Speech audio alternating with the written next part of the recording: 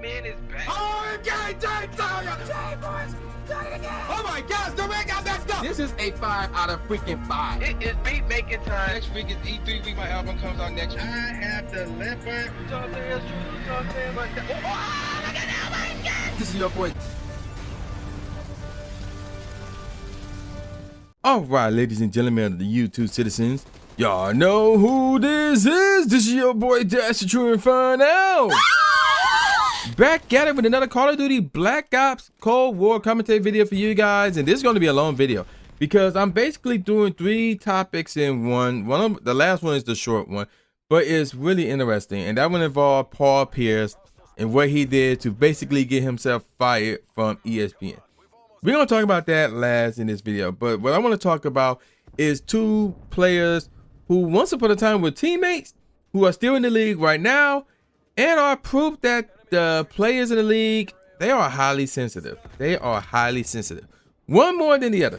So the one I want to talk about though is Kevin Durant. So this news broke last week. Now, again, this news broke last week.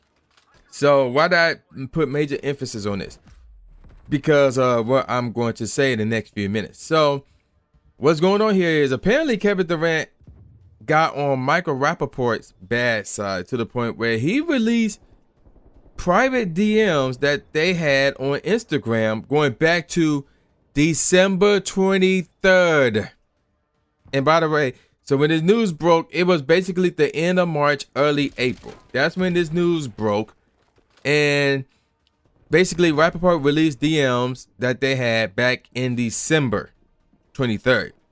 So I'm not going to post the pictures of the DM. I'm going to read everything word for word. So here's how it all got started. Michael Rapaport released a tweet on December 22nd saying KD seemed deeply in his feelings with the NBA on TNT crew after the game.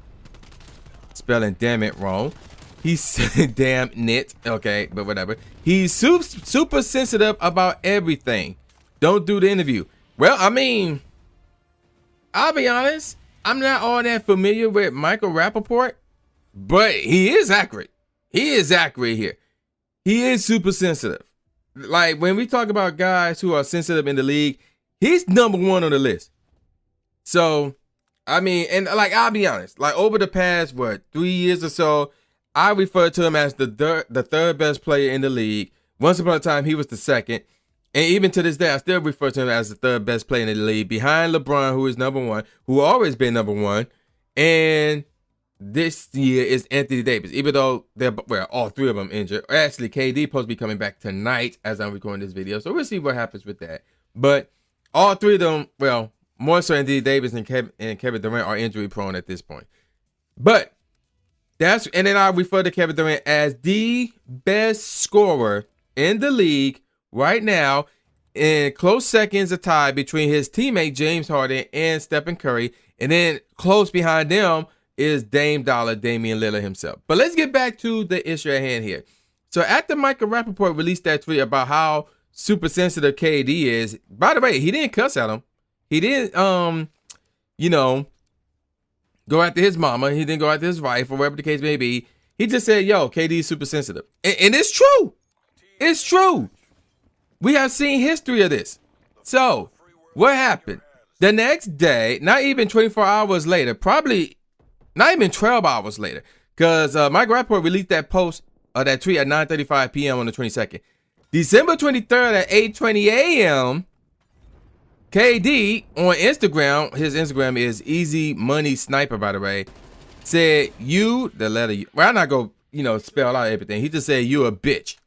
And then, of course, Michael Rapaport responded by saying, just do the fucking interview. Oh, parental advisory is heavily advised here. Let me throw that out there. It's heavily advised.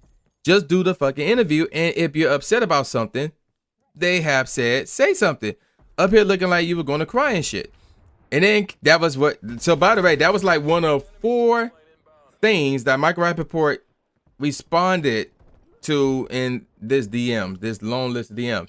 Everything else here was KD. So here we go. I did the interview, you dickhead. Tell your baby daddy Chuck to be better at his job and frame his questions better.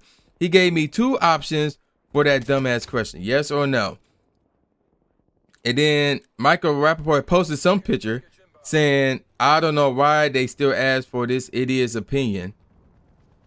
And then somebody said, if someone calls Easy Money Sniper, aka KD, an idiot, he would literally cry on TV, which is true. So that was some type of picture about KD that Michael Rapaport responded in the DM. So let's continue on with what KD had to say.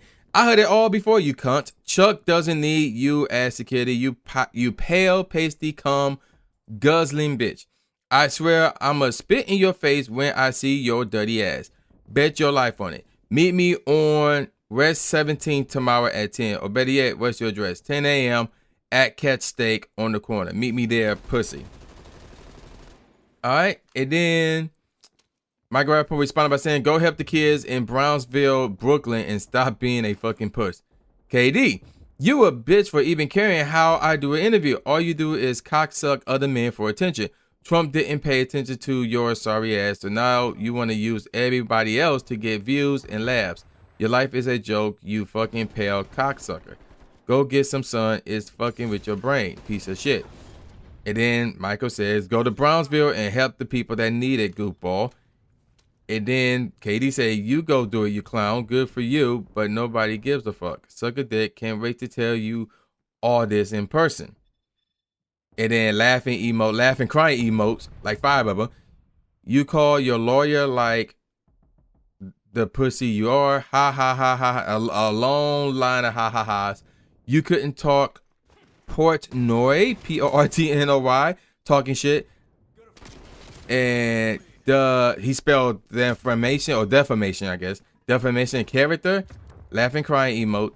Pussy ass want a lawyer up. Your wife mad as fuck cause you wasting that little bit of money on a lawyer's, bad grammar, cause you can't take a joke. Ha ha ha. How pussy are you? Your wife doesn't even respect your bitch ass.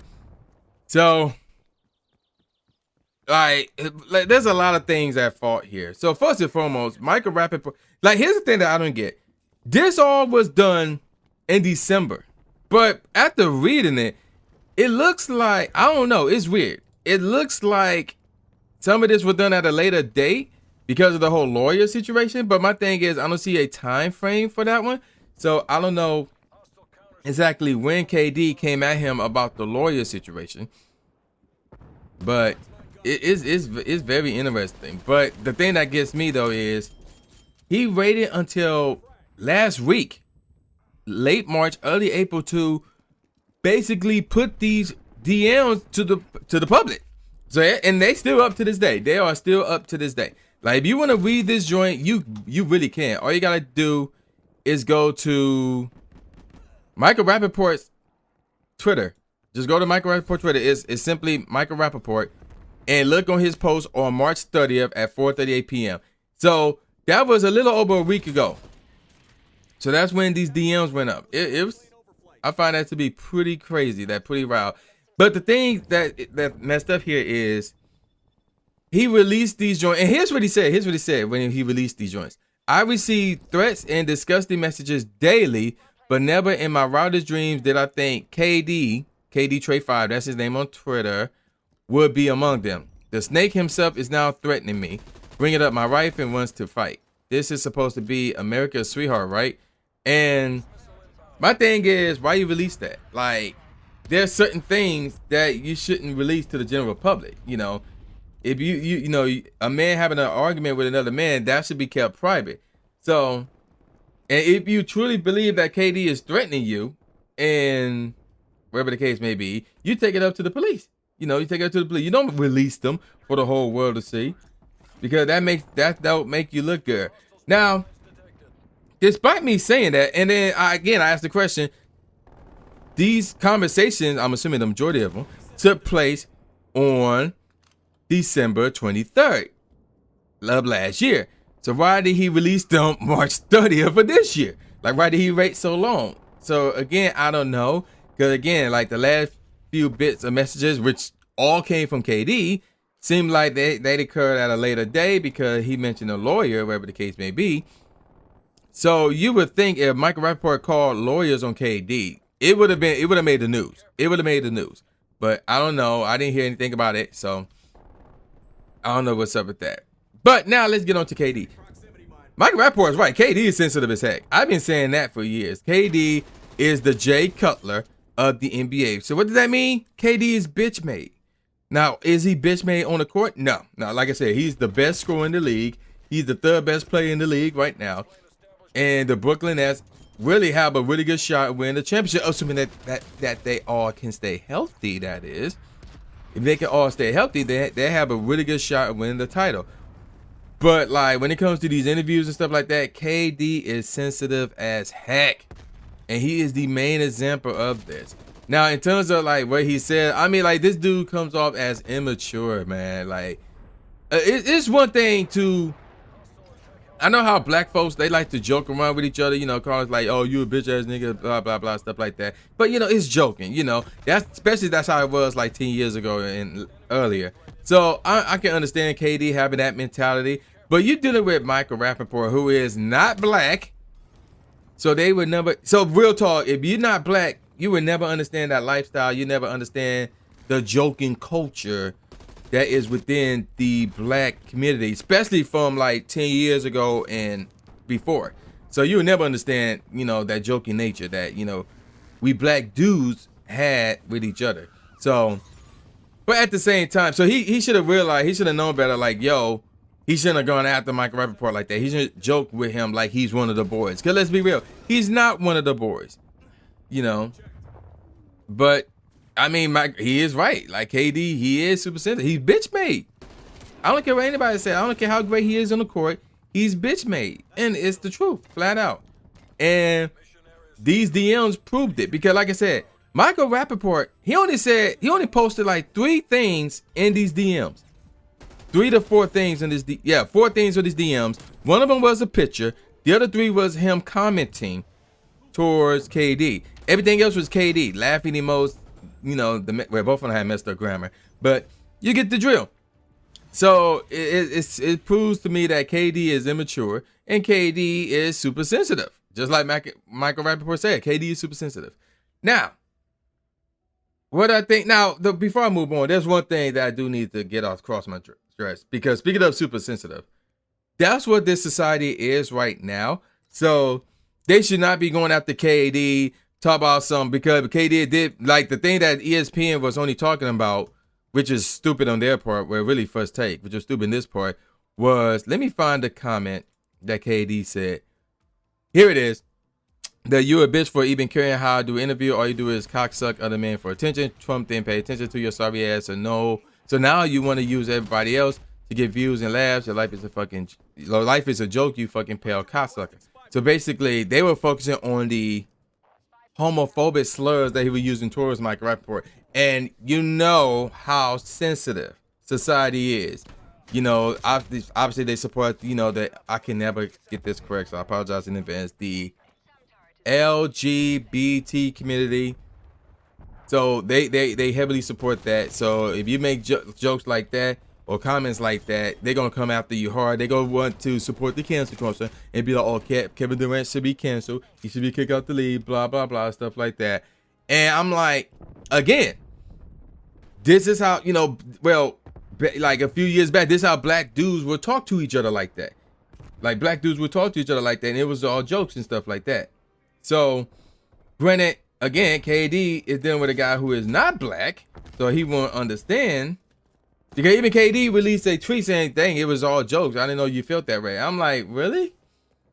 But it was, so this should not be at the point where society should be trying to cancel KD or anything like that. Is not that severe. But at the same time, if Michael, like, I have to question Michael Rapaport for, well, not just releasing a comment, I already talked about that, but releasing them like months later. So my thing is like, yo, is this still a beef that's been going on since December? That's, you know, one of my theories that I have. Like, yo, they've been beefing since December. And then apparently it reached the point where Michael Rapaport decided to release the tweets now, which, again, he shouldn't have done that. You know, cause it's like a man code. Like, if y'all have an argument, you know, y'all keep them private and y'all try to squash it private. Instead, you released it to the whole world. So now it's like, nah, there's no going back at that point. So they're both wrong here, but I agree with Michael Rapaport when he said that KD is super sensitive. That is entirely true. Straight up true. All right, now let's move on to another story.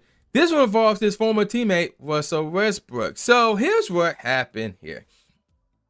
This, ironically enough, was a week ago, or at least a week ago, where Stephen A. Smith, ironically, involved First Take again, and he mentioned comments about Russell Westbrook. So apparently Russell Westbrook made history by being the third player to get 30 points, and I believe it was 20 assists in a triple-double. I believe that's what happened here. So, but Stephen A. responded by saying, well, that's cool and all, but it's nothing to celebrate about because this is Russell Westbrook here. This dude averaged a triple-double at least 2 straight seasons. One of them got him the MVP. The other one should have got him the MVP. That part is my opinion. He should have won 2 straight MVPs in my opinion. So for Russell Westbrook to get a triple-double, even at this magnitude, it's like, yeah, that's cool, but when you gonna win a championship? Again, I'm kind of quoting Stephen A. here. Stephen A. said he been teammates with Kevin Durant and James Harden. He been teammates with Paul George. He been teammates with James Harden again. He been and now he got Bradley Beal. He been paired up with so many great players, but yet not only has he not won a championship, but he only been to the NBA Finals once, and he only been to the conference finals, once, twice, throughout his entire career. But ever since KD left, he been bounced down in the first round. So it's like, yo, when you gonna get a championship? That's when we'll be celebrating. That's what Stephen A. said. So, Russell Westbrook responded, but that's not what I'm gonna focus on. Instead, his wife responded. So on Twitter, on the same day, Michael Rapaport released those tweets about KD, which is ironic. So here's what she said. So how tiring it is to be minding your own business and have notifications pop up on your phone about people being negative and hating on your family. And I didn't see any of that, by the way, but let's continue on. There are several things wrong with what Stephen A. Smith says here. I'm only going to address the 2 parts that speaks to me. Okay, so that's what she said. Let's continue on. 1, and I'm quoting her here. My husband and I were recently watching a UCLA game, and he recognized an announcer who also covered the team when he was playing all those years ago. Russell goes, quoting him now, it's unfortunate that these people have the ability to use their platform to change the way these young players' talents are perceived. Imagine being a college player trying to make it to the next level, and these people on TV have the ability to influence the public's perception of you. If they say that you're bad, teams won't want to pick you. This guy right here used to say I wouldn't be good in the NBA. Imagine if I had listened to him. That part. Imagine if I had listened to him. This still rings true today. And I'm back to quoting her now. Imagine if Russell let the words of a Stephen A. Smith deter him from being the amazing human that he is. Imagine if Russell actually cared, as Stephen A. Smith said, that he did not care about his accomplishments. He'll be crushed. He wouldn't be the talent that he is today. He listened to people like Stephen A. Smith tell him he was not good enough, or that he could only celebrate his accomplishments, if he lived up to who they thought he should be. And so let's talk about that. So here's the thing about listening to people. You're like, basically what they saying is like, like college players, their future could be influenced by people on TV who will criticize their game. And the thing about that is this. There have been times where somebody would criticize somebody's game and they was wrong. Like, scouts could listen to that criticism and be like, man, that person don't know what he's talking about. That kid is going to be the next Michael Jordan or the next LeBron James. I'ma still praise him anyway. So just because somebody said on TV, that doesn't automatically mean you listen to that person, even though they sitting right there watching him play live. But it's only just that one game. It might be in a few games, whatever the case may be. The scouts could see something different.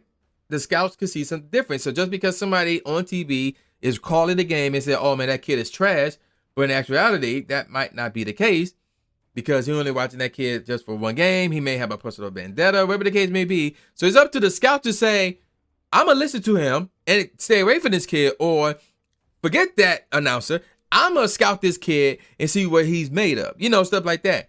So they have the ability to do that.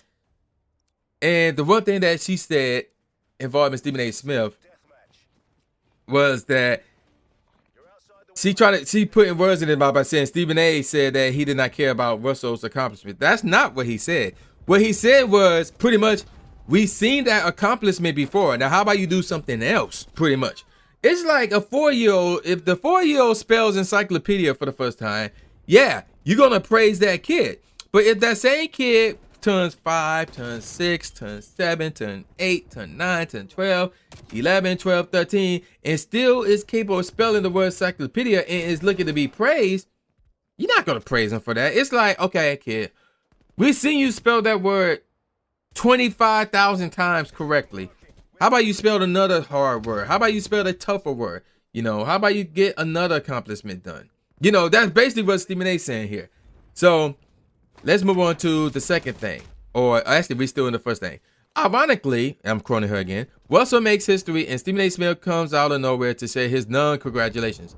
When he does bad, we hear about it. When he does well, we don't hear about it. Or Stephen A. Smith has to make sure that his accomplishments are diminished. Which is not true, but okay. Respectfully, I'm not a fan of yours. All of this to say, if you're a college athlete aspiring to play at the next level, please, please, please, never let anyone else place value on your talent. Work hard, be humble. My husband is the prime example of how you can defy the odds in every way. So there's like that last part is true. That last part is true. Like if you're a college athlete, don't listen to anybody. Put in the hard work. I agree with that one. But to say,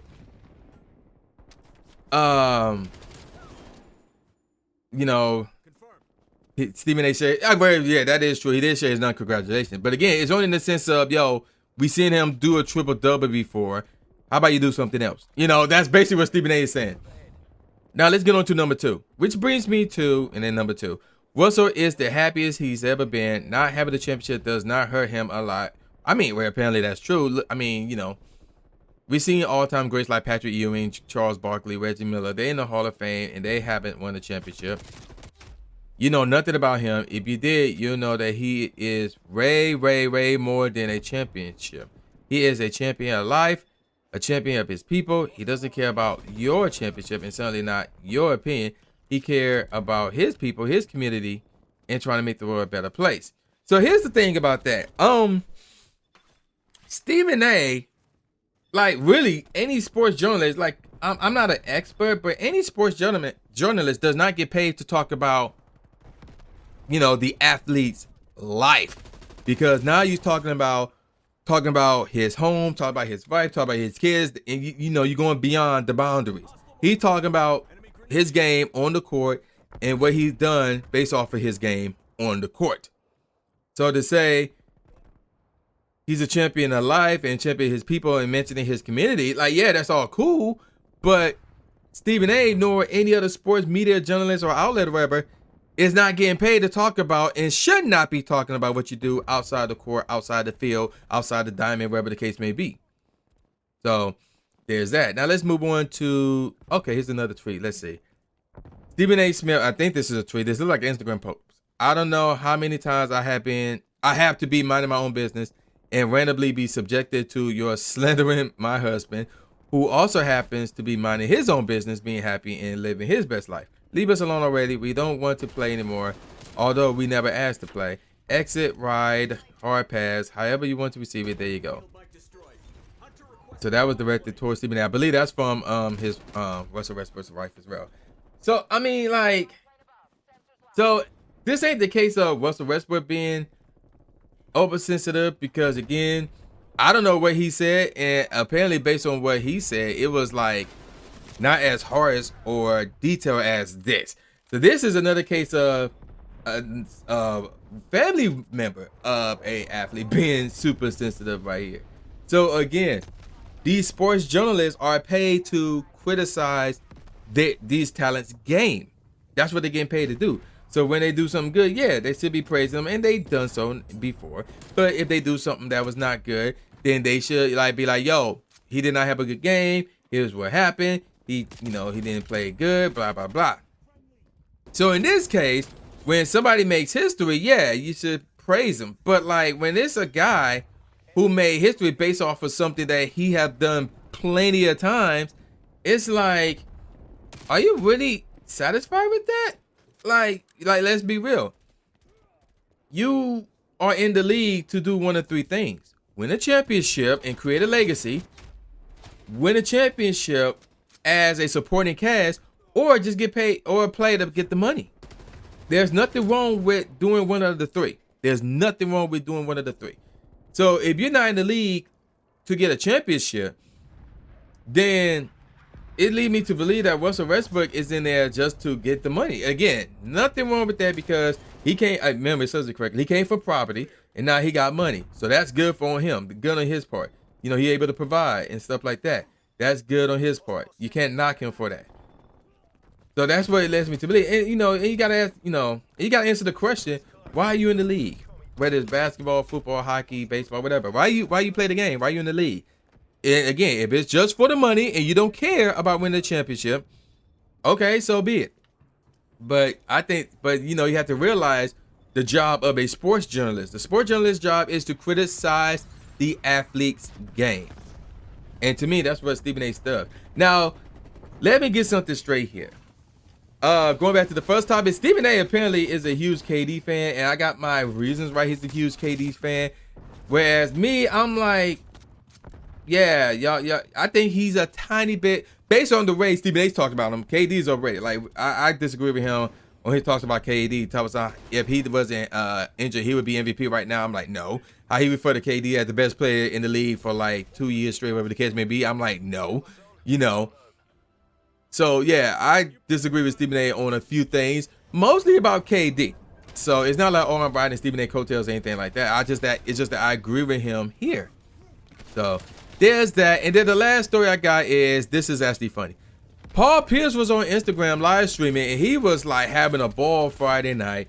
He had strippers. They were playing poker. I think he was smoking and drinking. He was doing a bunch of crazy stuff on Instagram. And Monday, he got dropped. Yeah. He got dropped from ESPN. So I find that to be extremely crazy. And I can't fault ESPN for that. Because what happened was another ESPN colleague, Rachel Nichols, was involved. Like, she was mentioned. Somebody in the chat was like, yo, is Rachel Mitchell's there? And I don't recall if Paul Pierce even answered the question or said anything to him about it. But the fact that somebody in the chat mentions Rachel Nichols, she became trending on Twitter for the wrong reasons. So I can understand ESPN wanted to drop Paul Pierce. I think this was a dumb move by Paul Pierce. Now, it's dumb because we still live in a pandemic, and you hanging around with strippers and your homeboys playing poker, whatever the case may be. The stripper, like hanging with your homeboys, that's one thing. Cause I done that because I trust them to know it and saying like, yo, they don't have it. They know that I don't have it. We don't go out and stuff like that, blah, blah, blah.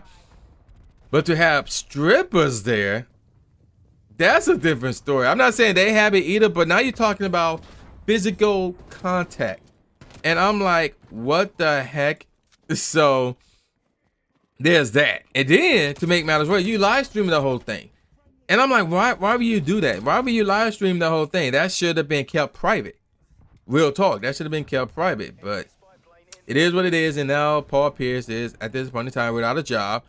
And there's another thing. Who's going to pick him up? Who do you think going to pick up Paul Pierce? Nobody going to pick up Paul Pierce. Like, let's be honest. I don't think a lot of people going to pick up Paul Pierce anytime soon, to be honest. So, yeah. And I'm going to call it a wrap. And with all that said, y'all know who this is. This is boy New Jake Ass Speed, a.k.a. the new Stephen A. Smith, saying peace out, y'all. And I'll see y'all next time. Yeah.